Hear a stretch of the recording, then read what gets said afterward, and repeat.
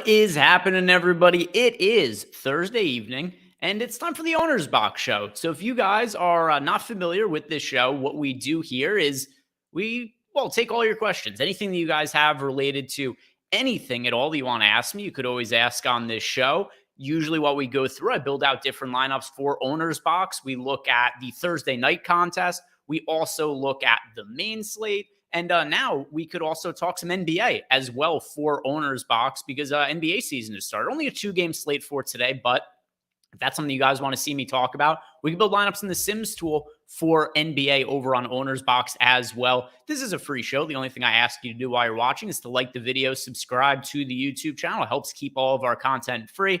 And if you have any questions for me at all, throw those into the YouTube chat, and I'll be able to get to them over the course of the show. I see we've got Humble Sprig 71 in the chat saying hello, everyone. Hello to you, Mr. Humble Spriggs. And if you have any questions, let me know. If there's something you guys would prefer to see me talk about, whether it be NBA, NFL main slate, NFL showdown, I'll throw that into the YouTube chat and I will acquiesce to what it is you guys want to see. But where I'm going to start is with Thursday Night Football, because I do think that's what is on the forefront of most people's minds right now. So I'm on the website right now, and we'll go to the contest generator and start building out some lineups for the Owner's Box slate tonight. So we have FanDuel, DraftKings, and Owner's Box all included here in our Sims tool. And also, if you guys haven't signed up at Owner's Box, use that link below. They have up to a $500 bonus on the first deposit there. Let's go to Owner's Box and tonight's game. Build out 10,000 lineups, and then we'll see what ends up popping up after we sort all of them and end up simming here.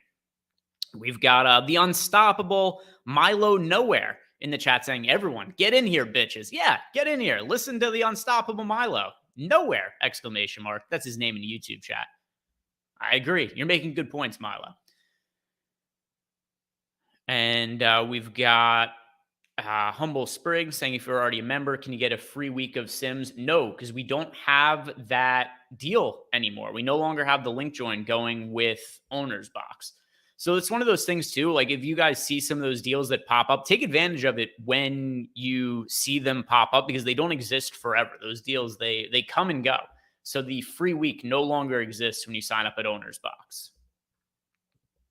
Let's see what we have here.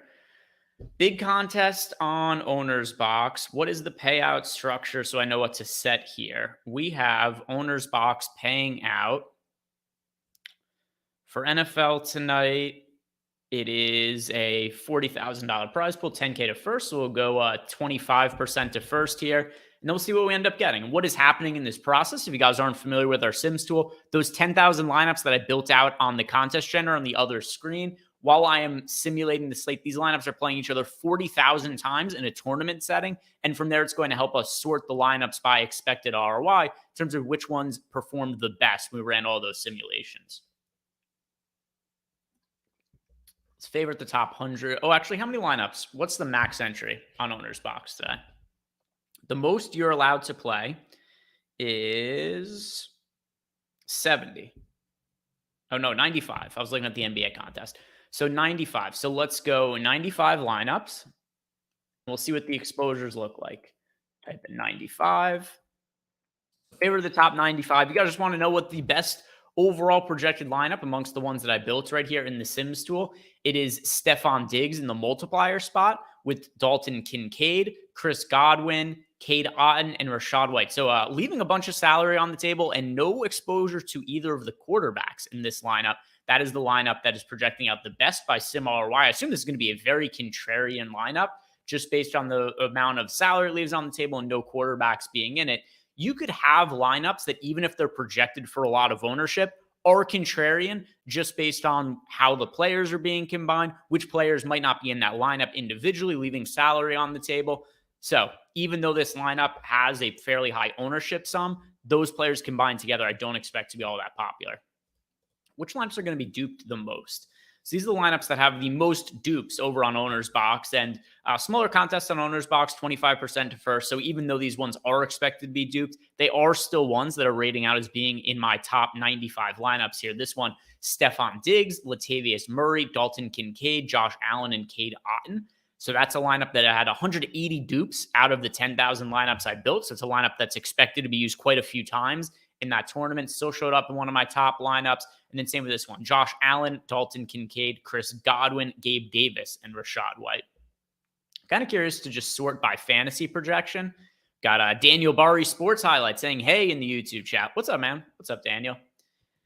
So one reason also that you should be building lineups and have it sorted by the sim ROI, if you just are playing your lineups based on projection, there are things that are going to get missed in that. How do the players correlate with each other? What is the ownership of those players? Because as you see here, when I just sorted by projection, my two highest projected lineups just by fantasy points were not one of my top 95 ROI lineups. So you want some other ways to sort your lineups beyond just fantasy projection. Let's go ahead and look at exposures now. So building all these lineups out, what this page is going to show us is of those 95 top lineups I favorited, these are our exposures to these individual players. So the guys you kind of want to be building your lineups around tonight. A lot of Dalton Kincaid.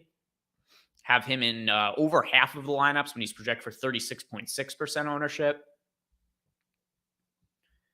Let me see if we have any cap. Okay, yeah, there's some of the multiplier spot exposures, followed by Chris Godwin, Cade Otton. Lots of the tight ends over here on OwnersBox. Two of the top three rostered players in the flex spot, tight ends, Cade Otton and Dalton Kincaid.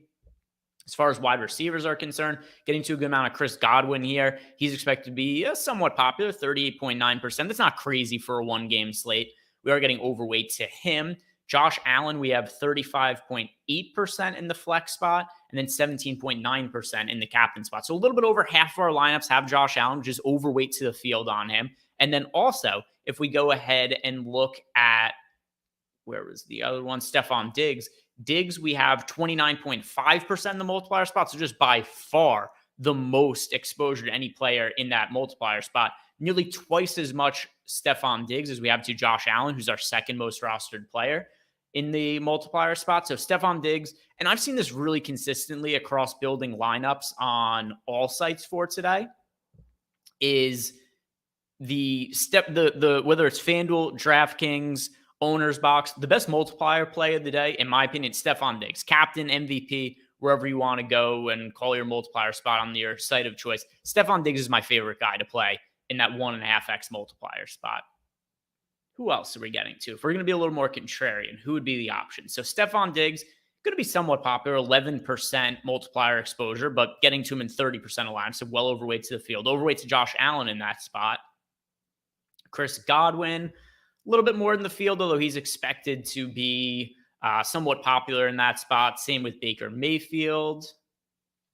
But yeah, no crazy stands. Like there's nobody who's like a 1 or 2% owned player in that captain spot that I'm getting overweight to the field to. Shout out to Rough Buff Fire. All good. You could operate on your own time. Welcome to the YouTube chat. Any questions you guys have, throw those in about any individual players or fantasy, whatever it might be. Let's see, what else is here? Any contrarian players that are standing out? Anybody with low ownership? Josh Allen, but he's in the multiplier spot. Deontay Hardy, well, actually exactly even with the field here, pretty much on Hardy, 12.6% exposure, and he's expected for 12.6% ownership. But there is a low-cost play with low ownership that we are getting to if you need to diversify a lineup. Trent Sherfield, another guy who I'm getting to across all sites. FanDuel, DraftKings, OwnersBox. If you're looking to save salary and being contrarian, Trent Sherfield is somebody who I get overweight to the field to on every single site. Anywhere from like 2x to 3x the field. He's cheap. He's not picking up ownership today. And you get these slates. We see it all the time. One game showdown slates or single game, whatever, FanDuel, DraftKings calls them. You'll have these guys who, they get like 2 catches for 20 yards. They only score 4 fantasy points. But if the studs go off, which in this game, there are good ones to roster, Josh Allen, Stephon Diggs, then you need that salary savings. And that's where somebody like Trent Sherfield, even only scoring 3 or 4 fantasy points, can really be a difference maker, particularly at low ownership and giving you the salary flexibility to pay up for studs. So Trent Sherfield is somebody who I like on all sites as a contrarian option. What else do we have standing out here? Nothing too much. What are we underweight to the field to? So not really fair to say we're underweight to the field on Stephon Diggs because we just have a lot of captain exposure to him as opposed to flex. James Cook, well under Wade's field on James Cook. James Cook is only in 17.9% of lineups here in the flex spot, whereas he's projected for 27.4% ownership, also coming in underweight field to him in the multiplier spot. So James Cook, not somebody who I'm really thrilled to go play based on what our data is saying about him. Got Trey Palmer is expected to be pretty popular as a value option for the Buccaneers. Yeah, I like going different. Instead of going to Trey Palmer for salary savings, I do prefer going to like Trent Sherfield, who we talked about a second ago. So that's a spot I'd rather go to for salary savings. And then coming in underweight to the field here on Mike Evans as well. If I'm going to play one of the Buccaneers pass catchers today, I'm going to prioritize Chris Godwin over Mike Evans.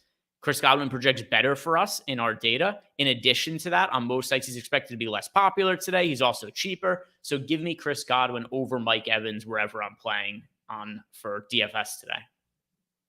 Nothing else here that I really want to hit on. So a couple things we could do here. Do we want to talk about NBA now, guys? We want to talk about the main slate? I'll let you guys decide. If nobody says anything, then I will make the executive decision.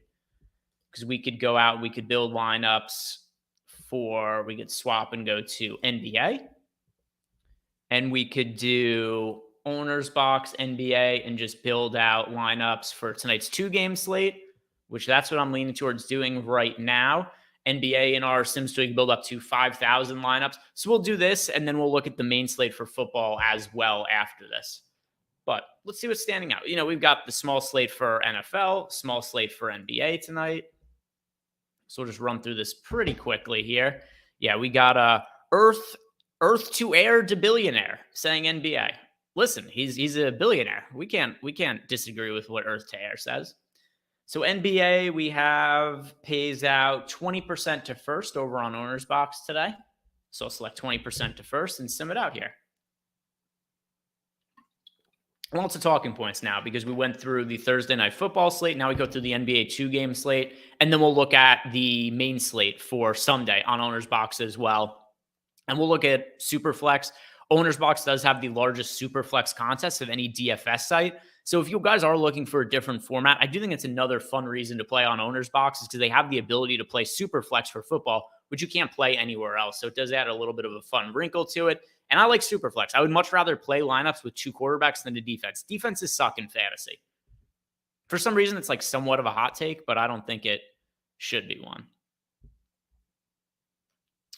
All right. Let's see what we have here. What's popping up? We have these lineups. All right, what is the max entry on OwnersBox? And we can select that amount of lineups. For NBA today, 70. All right, that's what I was looking at before, where I actually said 70 instead of 95. So favorite 70 lineups. And let's see what all the exposures look like position by position for OwnersBox NBA today. We have a question from the unstoppable Milo Nowhere. Is Joel Wilson playing for the Bills today? Playing is relative, right? Is he going to be on the field? Probably. Is he going to do anything? That's also kind of sketchy. Let me go and look in our projections, and I'll tell you what we have projected for Joel Wilson for today, if anything. All right. So, you know what? I'll pull it up on this screen. Why am I doing it on my other screen? All right. So let's go to the site.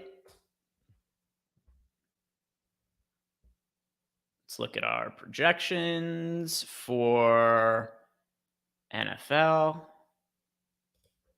And I'll tell you what we have Joel Wilson projected for here. All right.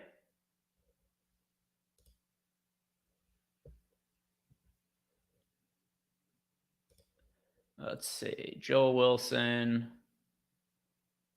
We have him projected for 0. Oh, here he is. Yeah, 0 fantasy points. We don't have him out of here entirely, but he is somebody that we are not expecting to score any fantasy points. So it depends what you mean by play. Is he going to be active today? Most likely. Is he actually going to get on the field and do anything meaningful? Probably not Joe Wilson. So not somebody I'm getting lineups with. If we go ahead and look at the NBA slate, what are we getting at each position? Right? Favorite of the top lineups. Let's filter. Go by point guard. We'll see who the best plays are. Point guard, the player that I am getting the, what is the, All right, guard. That's why. Filter. Guard. So here are the guards that I'm getting the most exposure to here over on Owner's Box. So in terms of guards today, getting to 100% of Jordan Goodwin. Of my top 70 lineups, all of them have Jordan Goodwin. So Jordan Goodwin looks like a really strong option. Then behind him, we're getting to D'Angelo Russell, Eric Gordon, D'Anthony Melton, Damian Lillard. So as for D'Lo, just kind of priced down everywhere. So that makes him somebody who I think does make sense here because it's a 2-game slate. There isn't really an abundance of options in the mid-range, and D'Lo is somebody who we know has significant upside, even if he hasn't always shown it at the most opportune times. He really struggled in the playoffs, but he was great for the Lakers in the regular season last year, and you forget that he was fairly efficient as well. On my other screen here, I'm going to pull up D'Lo's numbers from last regular season, which I feel like paint a different story than what the narrative is around D'Angelo Russell. D'Angelo Russell last year with the Lakers, post-trade, he shot 48.4% from the field, 41.4% from three, 17.4 points per game, 6.1 assists. D'Lo was legitimately good for the Lakers in the regular season, even if he struggled in the playoffs. I like getting to him here with the price depressed basically everywhere across the industry. So Goodwin, Russell, Eric Gordon, we have a lot of value on the Phoenix Suns today. Same reason why Goodwin is standing out. There's no Bradley Beal today. And in addition to there being no Bradley Beal, there's no Devin Booker. Devin Booker, who, like, are we already, the NBA is trying to eliminate resting players, and already we're on game 2 of the season for the Suns, and multiple guys are out. Very thin team, a team that already didn't have a ton of depth coming into the year. Eric Gordon should play a big role. He played 32 minutes with Devin Booker healthy last game. Now I'm going to assume Eric Gordon moves into the starting lineup and probably plays like 35, 36 minutes. If we go ahead and look at the other players we're getting to here, D'Anthony Melton. Melton is somebody who also is going to be benefiting and playing a lot of minutes in the absence of James Harden. What is going to be the long-term outlook of Harden here in Philly? I have no clue. It is such a weird situation. James Harden demands a trade every other season. And now it seems like teams are just kind of tired of his shit, and he doesn't have much of a trade market. But at least for tonight, he's not going to be out there. D'Anthony Melton is somebody who's going to pick up a bunch of extra playing time and looks really good as a piece of value from the 76ers. Damian Lillard looks like he's going to be really popular on Owner's Box and north of 50% of lineups. I do like getting to Dame. He ended up in 40% of lineups, so that is underweight to the field relative to what the field is expected to be doing with him. Forwards, we're getting to a ton of Anthony Davis, a ton of Paul Reed, and we've got AD in 88% of lineups. He's way too cheap on both DraftKings and Owner's Box. FanDuel is AD priced a little bit more appropriately. Off the top of my head, I think he's 10,300. Whereas on Owner's Box, DraftKings is relatively a lot cheaper. So easy to get to AD. Joel Embiid, Kevin Durant. These are the two best spend-up options on the slate. Kevin Durant has no Bradley Beal, no Devin Booker. Just mentioned that. All of the usage in the world is available to Kevin Durant. Last year, when there was no Chris Paul and no Devin Booker on the court, Kevin Durant had a 36% usage rate. He is going to be taking on as much of a load as he could possibly handle. So Kevin Durant, Joel Embiid, those are my two favorite pay-up options on the slate because of the absence of star teammates. For Kevin Durant, Devin Booker, and Bradley Beal. For Joel Embiid, it is the absence of James Harden that's going to have the ball in his hands more. Paul Reed, I think he's a serviceable piece of value as a backup. I wouldn't want to play him in anywhere near 87.1% of lineups. So one thing that I would do in here is I would do an ROI boost if I was actually entering these lineups right now, and I would downgrade Paul Reed just a little bit.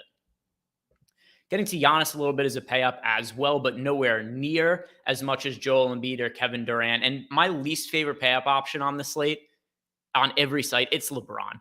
LeBron on the opening slate of games only played 29 minutes. And something else, too, that happens with LeBron playing those minutes is after the game, Darvin Ham, Lakers coach, comes out and says, this is going to be the norm going forward. We're going to try to limit LeBron's minutes. Is it going to stick the entire season? Certainly won't in the playoffs.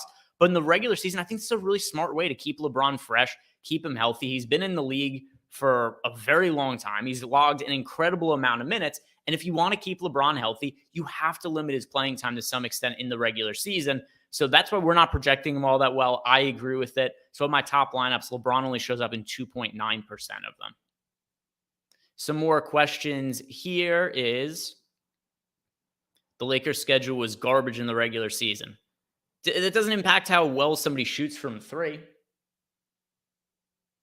He shot four. So okay, so here's another point of this too. D'Angelo Russell shot 41.4% from three with the Lakers, 39.1% from three with the Timberwolves. You mean to tell me that of the 71 games he played in last regular season, they were all easy matchups? He shot 40% from three across two different teams. They weren't all easy matchups. Every team has some easy and some hard matchups, but D'Angelo Russell having a super efficient regular season across 71 games last year was not because he only played bad teams. Red Buff Fire is saying that he's asking how many minutes projected for Tobias Harris.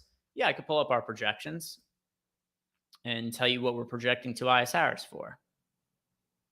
NBA DFS projections. Go to Tobias Harris.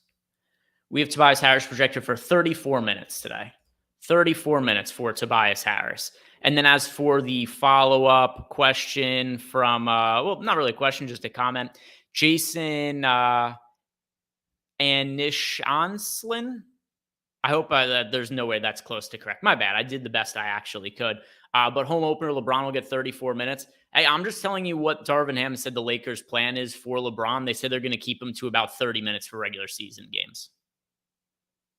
I have to take the coach at some sort of face value. So something else to consider too. 34 minutes of LeBron, in my opinion, is not nearly as good. Not nearly as good as the situation Joel Embiid is in today, or nearly as good as the situation that Kevin Durant is in. Because not only do you need LeBron to play some sort of extended minutes, he also has to do really well in those minutes and outperform Kevin Durant, who's playing without Devin Booker and is playing without Bradley Beal, and he has to outperform Joel Embiid, who's playing without James Harden. So there's other factors to this as well with LeBron that I think it's really uphill sledding for him to be the highest scoring player on the slate, which is what he kind of needs to do with all the stars we have. If I'm playing one guy from the Lakers, I'd rather it be Anthony Davis than LeBron. And even with that said, on the whole, I would rather in most scenarios play Kevin Durant or Joel Embiid than Anthony Davis. Get into a couple more lineups of AD here, but my own personal opinion, if I was going to be, manicuring the data and going through it with more of a fine comb, I would personally be getting to more exposure to Kevin Durant and Joel Embiid than AD, which is going to be my lineups will look like as we get closer to lock here. Coming in underweight to the field on Tobias Harris, we have him in 20% of lineups, project for 31.2% ownership. And yeah, so for me, when I've built out lineups throughout the day, I've been underweight to the field on Tobias Harris on both DraftKings and OwnersBox, but I've been overweight to him on FanDuel. Tobias Harris, I think, is somebody who is a really good FanDuel play, a little bit less so on OwnersBox and DraftKings. We had a question about Taurean Prince in here. Red Buff Fire said play Taurean Prince or Rui. Kind of depends on the context of it, because in general, I think Taurean Prince is a little bit safer of a play than Rui. For tournaments, though, I really do like getting to Rui, especially in some lineups that otherwise might be a little bit chalkier, because when it comes to Rui, he's played really big minutes at times for Lakers. It's never consistent, but that's how the Lakers run their rotation. They play a hot hand. We saw them do this in the playoffs. Some games, Rui would play really well, like against the Denver Nuggets, and all of a sudden he'd be playing 36 minutes. Then he struggles, doesn't make shots, and he plays 18 minutes. So opening game of the season, Taurean Prince starts. He gets off to a really good start. And then why are the Lakers going to take him off the court? They didn't. He kept playing. He played really well. I don't think that has to be the case today, though. If Taurean Prince doesn't make all his shots like he did to start last game, and let's say Rui comes in and he makes shots at the kind of rate that Taurean Prince did last game, then I think Rui ends up being the guy who plays more minutes. So I like Rui quite a bit in tournaments today. I think Rui is a very, very interesting tournament option. Let's look at all the players here. We'll see who we're underweight to. Coming in underweight to LeBron, said my piece on him already, and then also coming in underweight to Nurkic. I think Nurkic is a very strong points per dollar play. You just get to a point where you have to pick and choose which big men you're going to play because there's a lot of them to like today. And particularly on OwnersBox where the forwards and centers are grouped together, I like being more so on the likes of the pay. So what is the price point also? So Nurkic, who are the forwards we're getting to? So for me, yeah, so Embiid and Durant both have forward and center eligibility, which just limits the amount of roster spots to get to Nurkic here. Kind of tripped myself up for a second there. Sound like an idiot.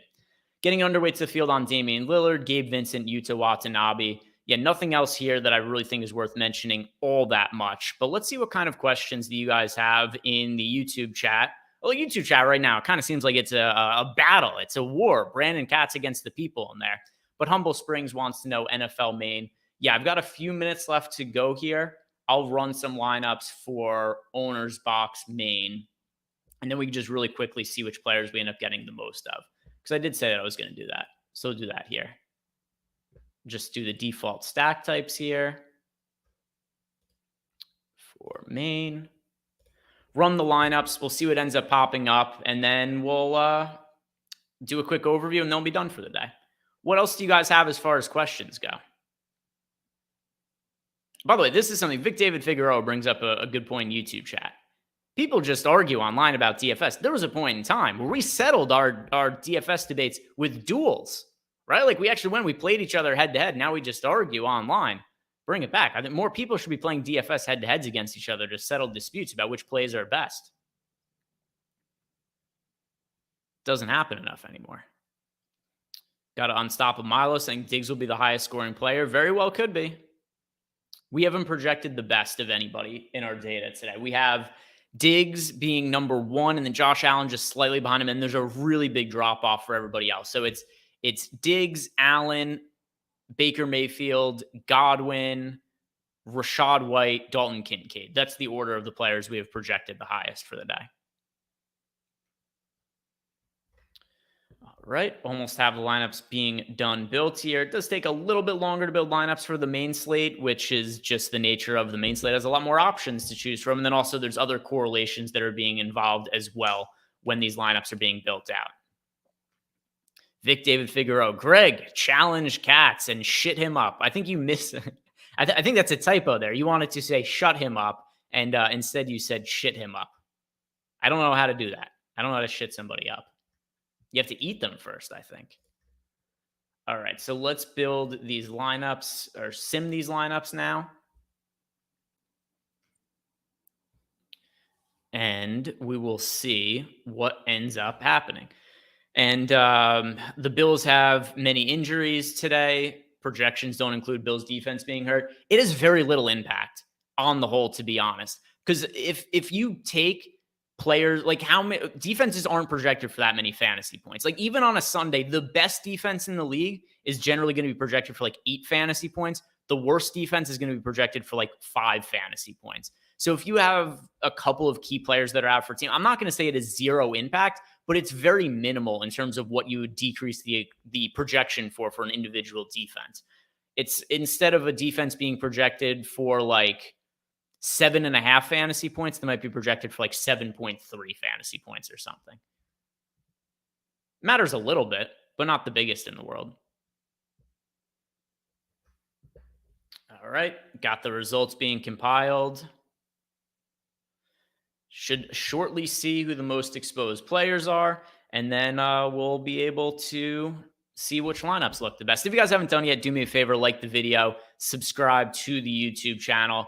And I'm going to be going a couple of minutes extra here. Not too long. I'm supposed to be out of here like already now, but we'll stay around for another minute just so I can make sure I get you guys all the results of the top players I'm getting the most exposure to here on OwnersBox. All right.